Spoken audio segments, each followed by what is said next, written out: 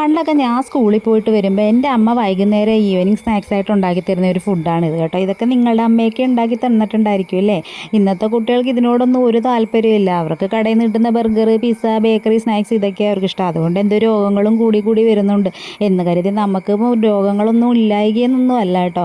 എന്നിരുന്നാലും പഴയ ഫുഡുകളുടെ ടേസ്റ്റും ഗുണവും ഒന്നും ഇപ്പോൾ ഉള്ള ഒരു ഫുഡുകൾക്കും ഇല്ലെന്നാണ് എനിക്ക് തോന്നുന്നത്. ഞാനങ്ങനെ അധികമൊന്നും കഴിക്കാറുമില്ല.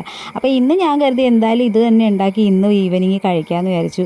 കുട്ടികൾക്ക് ഇഷ്ടപ്പെടുമെന്നൊന്നും അറിയില്ല. എന്തായാലും ഞാനങ്ങ് ഉണ്ടാക്കി കേട്ടോ. അതിന് ഗോതമ്പ് മാവും ആട്ടമാവും കൂടെ മിക്സ് ചെയ്തെടുത്തത്, പിന്നെ തേങ്ങയ്ക്കകത്ത് കുറച്ച് പഞ്ചസാര ഇട്ട്, പിന്നെ നമുക്ക് വേണമെങ്കിൽ കുറച്ച് കാഷ്നട്ട്, മുന്തിരിയോ പഴമോ ഒക്കെ കട്ട് ചെയ്ത് ഇടാം കേട്ടോ. ഞാൻ പിന്നെ അതൊന്നും ചേർത്തില്ല.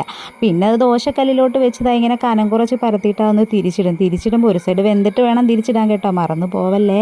അത് തിരിച്ചിട്ടിട്ട് ആ സൈഡിലോട്ട് നമ്മൾ ഈ ഇളക്കി വെച്ചിരുന്ന തേങ്ങയും പഞ്ചസാരയും കൂടെയുള്ള കൂട്ടുണ്ടല്ലോ, അത് അതിനകത്തോട്ടിട്ട് മടക്കി എടുക്കുക. ഇത്രയേ ഉള്ളൂ പരിപാടി ഇത്രയേ ഉള്ളെങ്കിൽ സംഭവം ഒരു കട്ടനുമായിട്ട് അങ്ങോട്ട് അഴിക്കാമെങ്കിലുണ്ടല്ലോ ഭയങ്കര ടേസ്റ്റാണ് കേട്ടോ. നമ്മുടെ വയറും നിറയും മനസ്സും നിറയും കേട്ടോ.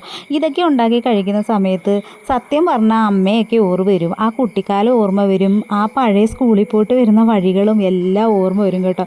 ഞാൻ ഇടയ്ക്കിടയ്ക്ക് ഇങ്ങനെയുള്ള ഫുഡുകൾ ഉണ്ടാക്കാറുണ്ട്. ഉണ്ടാക്കുന്ന സമയത്തെല്ലാം ഞാനിങ്ങനെ ഓർക്കാറുണ്ട് കേട്ടോ.